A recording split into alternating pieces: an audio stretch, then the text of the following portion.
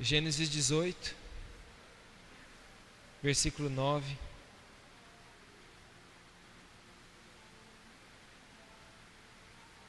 Diz assim: então lhe perguntaram: Sara, tua mulher, onde está?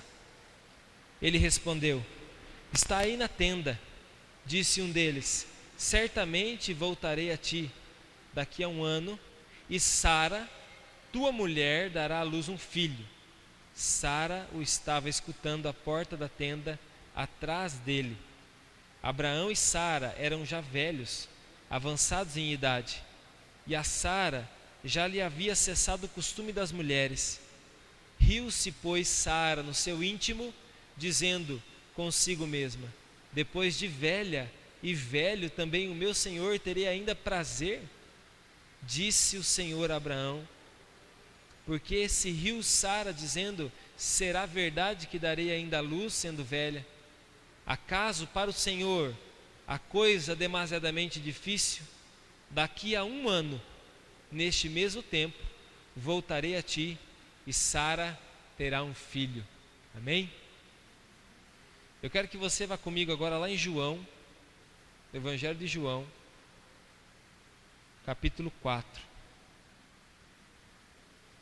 Evangelho de João, capítulo 4. Vamos ler o versículo 28.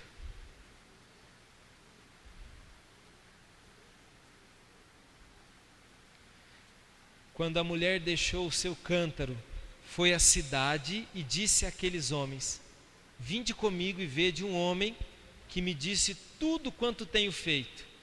Será esse porventura o Cristo?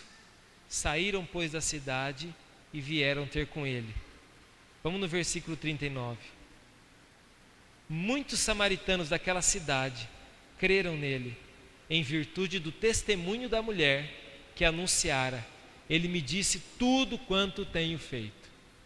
Espírito Santo, o Senhor já sabe que o Senhor é bem-vindo aqui, o nosso coração é teu, e eu peço ao Senhor que nessa noite, nesse fim de ano, o Senhor possa firmar as promessas tuas em nosso coração, e que o Senhor possa realizar aquilo que aos nossos olhos pareça impossível, mas aos teus olhos, Senhor Deus, não é. Amém. Meus queridos, eu me lembro, dificilmente assim eu consigo me lembrar às vezes dos momentos do que foi ministrado. Eu esqueço até das minhas ministrações. É por isso que eu anoto, escrevo elas. Mas eu me lembro da ministração do Réveillon passado, do culto da virada passado. Eu me lembro que nós falamos sobre sonhos. E a gente consagrou tantos sonhos ao Senhor, tantos alvos. Nós desejamos tantas coisas. Mas eu pergunto para você hoje, não sei se você estava aqui no culto da virada passada, talvez você não tinha nem se convertido ainda, ou talvez você já estava. Mas a pergunta que eu quero fazer para você é: quais são os teus sonhos? O que você tem sonhado? Você tem sonhado algo para esse ano? Alguém aqui tem um sonho no coração? Levanta a tua mão, se você tem um sonho.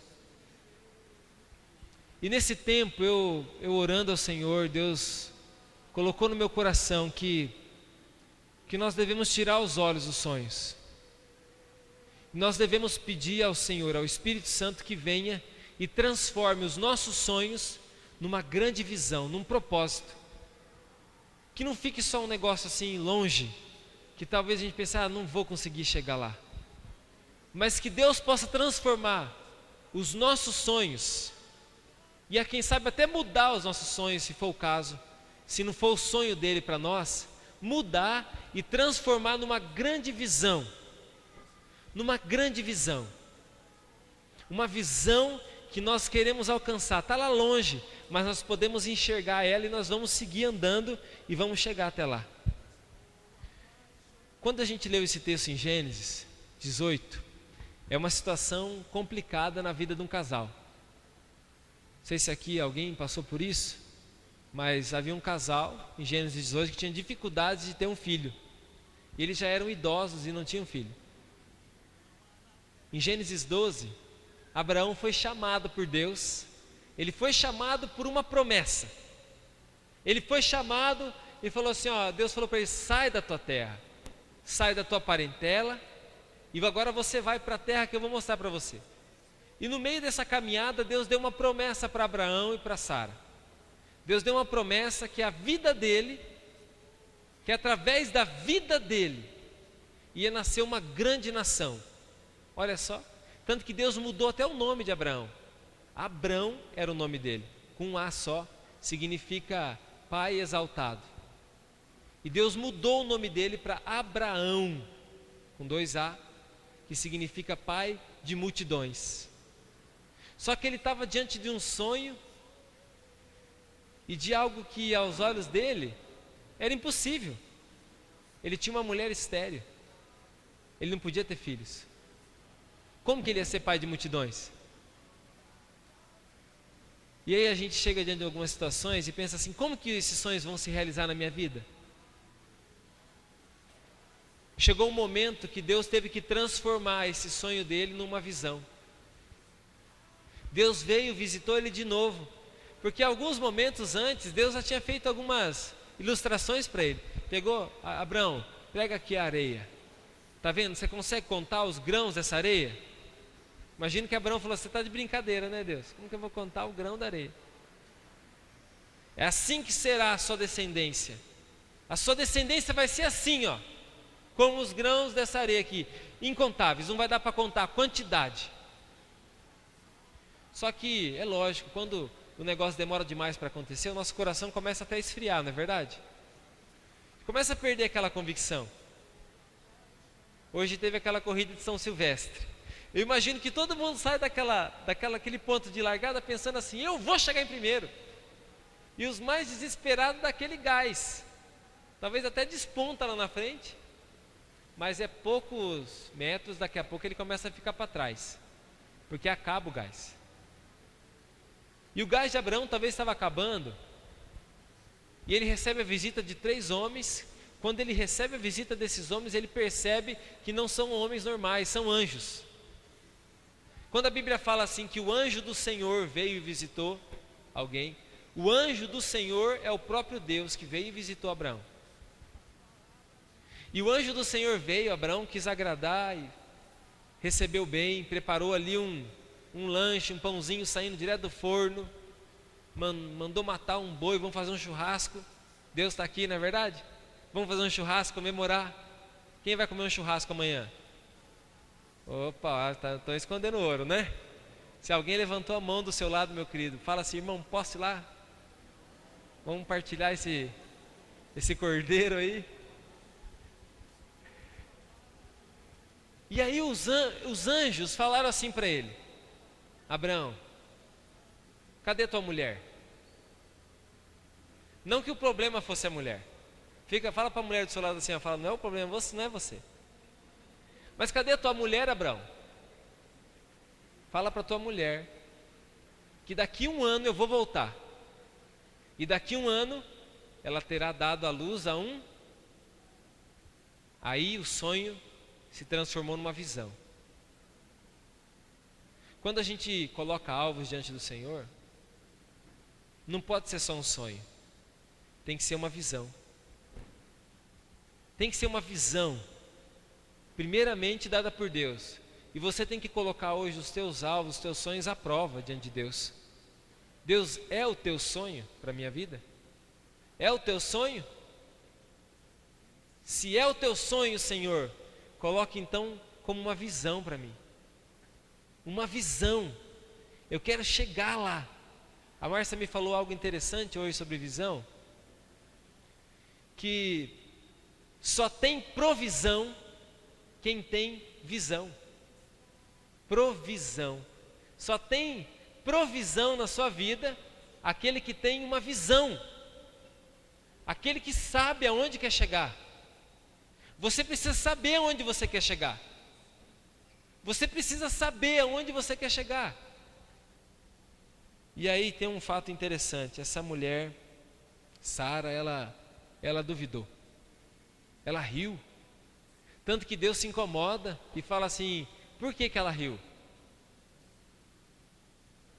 Por acaso há alguma coisa impossível para mim que eu não possa fazer? Alguma coisa que eu não possa realizar?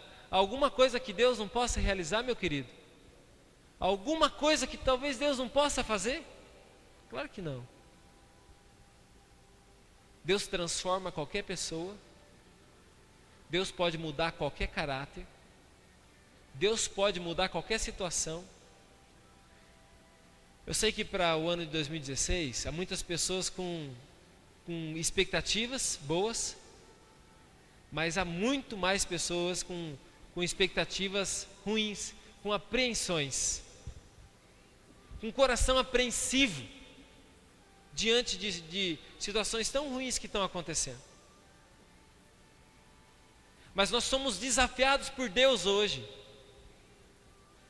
a marcarmos aqui o começo desse ano com uma atitude de fé, com uma atitude que vai fazer toda a diferença, uma atitude de esperança, de uma palavra de Deus, de que Ele vai trazer provisão para aqueles que têm uma visão.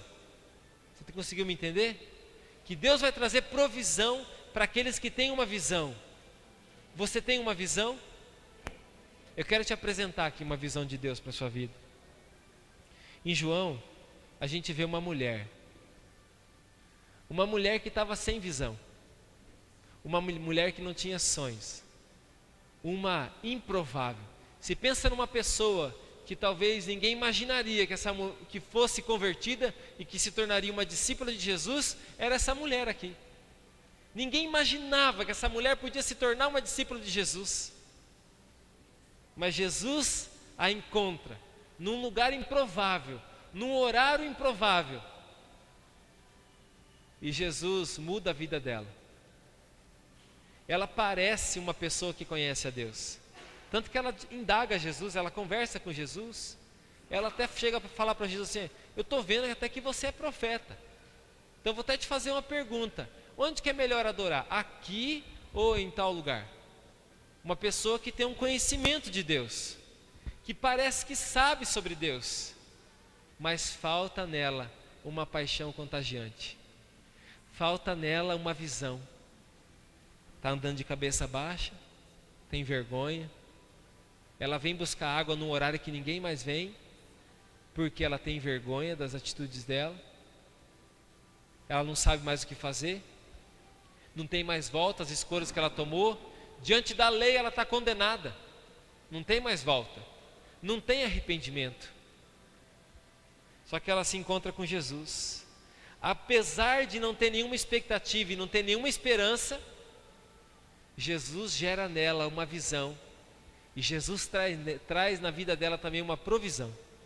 Jesus gerou nela uma visão tão grande, que ela deixou o garrafão de água que ela queria levar, o cântaro dela, ela deixou ali, não levou, ela deixou naquele lugar, ela deixou outras coisas, e ela foi para a cidade falar para as pessoas que ela encontrou o Cristo, que ela encontrou a razão da vida dela, o sentido para a vida dela.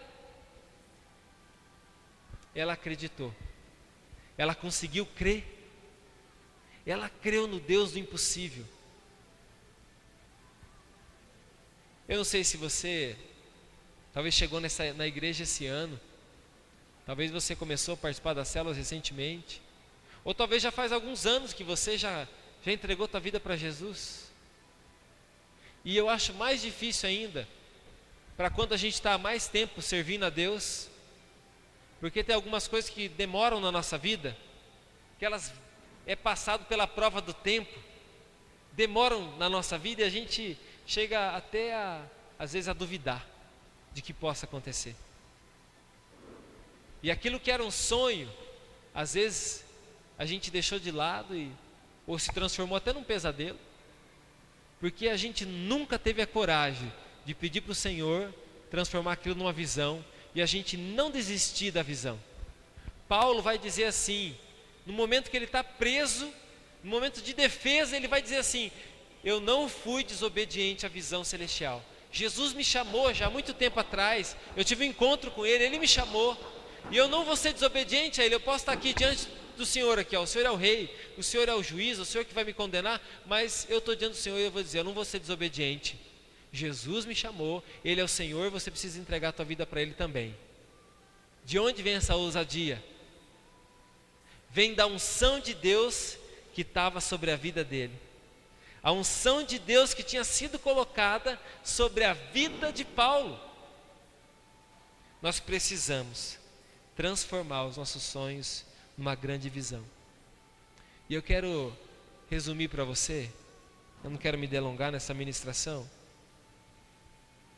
Nós precisamos fazer algumas coisas para transformar os nossos sonhos em visões, em uma grande visão. E uma das primeiras coisas que nós precisamos fazer é lançar fora algumas coisas da nossa vida. Você precisa se desfazer de alguma coisa. O barco talvez pareça que está afundando, você precisa se desfazer de algumas coisas. Você precisa se desfazer, primeira coisa que você precisa se desfazer. 1 Pedro capítulo 5, versículo 7, diz assim: lançando sobre Ele toda a vossa ansiedade, porque Ele tem cuidado de vós. Você crê que Deus pode cuidar de você? Ou você acha que você depende de alguém que talvez tenha mais recursos que você para cuidar de você? Você crê que Deus pode cuidar de você? Então você precisa lançar sobre Ele a sua ansiedade, porque diante de um sonho talvez seja gerada uma ansiedade para que esse sonho aconteça. Você precisa lançar sobre Ele, sobre Jesus, a sua ansiedade, porque Ele tem cuidado de você e pronto. Como que nós lançamos sobre Ele a nossa ansiedade? Isso vai dizer uns versículos para cima. No versículo 5 e 6 diz: sendo humildes. A Bíblia diz assim: sejam submissos e humildes uns com os outros. O que tem a ver ser humilde e submisso com lançar sobre Ele a ansiedade? A Bíblia está dizendo assim, ó, você seja humilde e submisso uns aos outros.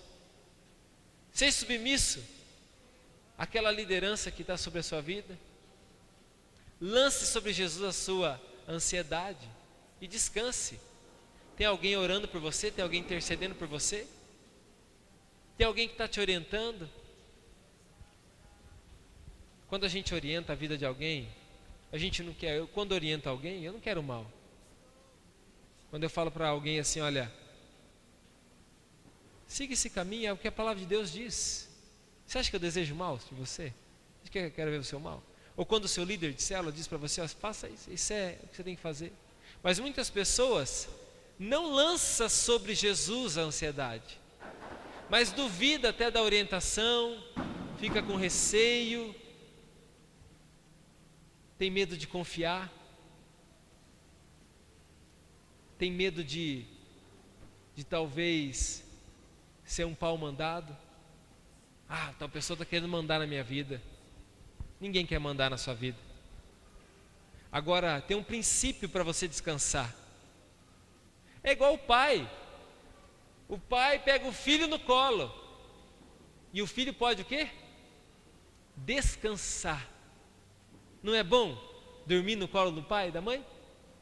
Não é bom saber que tem alguém cuidando de você? Pode estar acontecendo o que for, está no colo do pai e da mãe, um pequenininho, fica sossegado. Por quê? Porque ele está cuidando do filho. Você quer que Deus cuide de você? Lance sobre Ele a vossa ansiedade. Lance sobre Ele a sua preocupação. Lança sobre Ele. Permaneça nessa confiança. Lança sobre Ele a vossa ansiedade e preocupação. Sabe qual que é a herança daqueles que querem permanecer com a preocupação? Sabe qual que é a herança daqueles que querem permanecer com a preocupação? A herança é o deserto. 12 espias foram desafiados a olhar uma terra. 12. 10 voltaram com uma preocupação: nós não vamos conseguir vencer os gigantes. É melhor a gente não arriscar nossa família. É melhor não corrermos risco. 2 voltaram, lançando sobre ele a vossa ansiedade, lançando sobre ele a preocupação, e falando assim: no Senhor nós vamos conseguir. É no Senhor que nós vamos conseguir.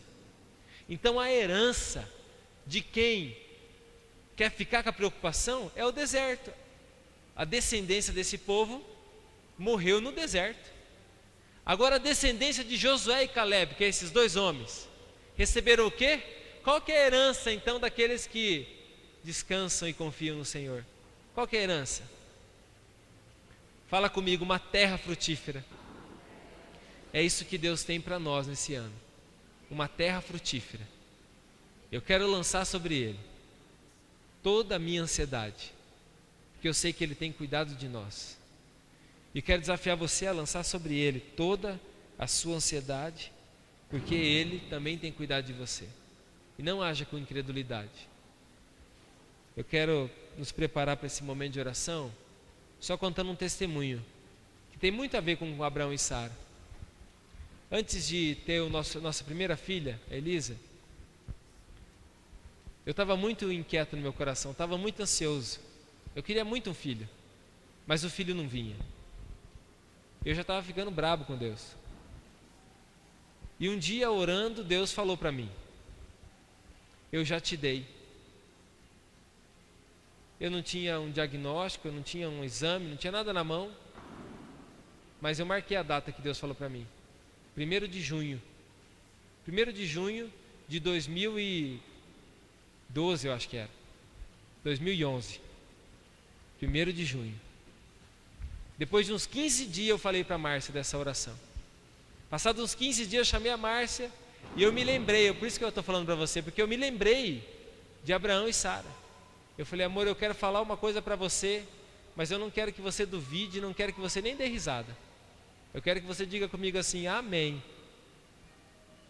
Hoje, quando você está colocando diante de Deus aqui a visão que Ele está te dando, quando nós vamos consagrar os alvos ao Senhor, a visão que Deus está nos dando, você não vai rir, você não vai duvidar, você não vai achar impressionante, você vai falar assim: Senhor, eu creio.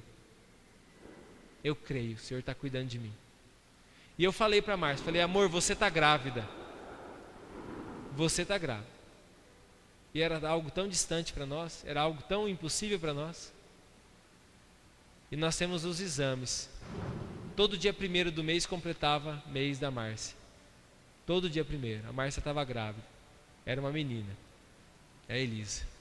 Por isso que ela é um presente de Deus na nossa vida. Deus nos deu ela, para a glória dEle. E assim Deus quer fazer com você. Parece algo distante na sua vida, mas Deus quer fazer assim com você também.